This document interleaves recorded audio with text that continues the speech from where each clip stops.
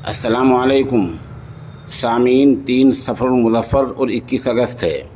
ख़बर का उन्वान है गरीबों को एक एक पैसा मिल रहा है। ये बयान हमारे मुल्क के वतन अज़ीज़ के वज़ीर आज़म जनाब नरेंद्र मोदी ने आज भोपाल के लोगों को ख़िताब करते हुए दिया है।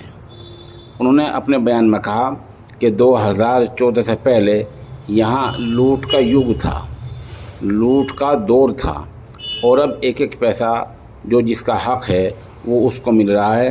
गरीबों के डायरेक्ट बैंक खातों में उनका हक़ जा रहा है। अब कोई घोटाला नहीं हो रहा है। ऐसी बातें वज़ीर आज़म ने कही हैं। और भी वज़ीर आज़म ने बताया कि हमारा देश काफ़ी तरक्की कर रहा है। उन्होंने नीति आयोग की रिपोर्ट का हवाला दिया है। सवाल ये है कि जो सुलगते हुए मसाइल हैं, क्या वो वज़ीर आज़म को नहीं दिख रहे हैं, या उनके सलाहकार जानबूझकर चश्मपोशी बरत रहे हैं और उनका जिक्र नहीं करना चाहते हैं। उन्हें मालूम होना चाहिए कि अभी पिछले हफ्ते ही मेवात के नू इलाके में सैकड़ों मकानात गरीबों को गिरा दिए गए हैं, जिनका देश की हाई कोर्ट ने आज खुद यानी अपने आप ही नोटिस लिया है, जो बड़ी बात है।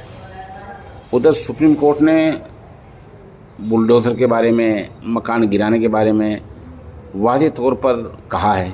तो क्या ये बातें आपको नज़र नहीं आती? दूसरे के अभी ख़बर आ रही है कि प्याज के भाव फिर बढ़ते जा रहे हैं, और जो रोज़ाना की इस्तेमाल होने वाली चीज़ें उनका भाव बढ़ रहा है। तो क्या ये महंगाई आपको नज़र नहीं आती? आपकी नाक के नीचे अभी 2 दिन पहले यति नरसिंहानंद ने एक समाज के ख़िलाफ़ इश्तियाल अंगेज़ी की। आपने उसको अब तक गिरफ़्तार क्यों नहीं कराया?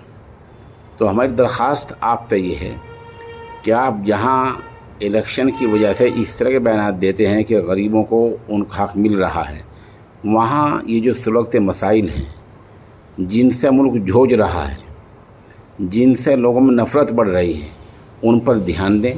आपकी मामूली तवज्जो भी इस पूरे मामले को पलट सकती है, और गरीब लोगों के मकानात दोबारा बन सकते हैं, नफ़रत का माहौल ख़त्म हो सकता है।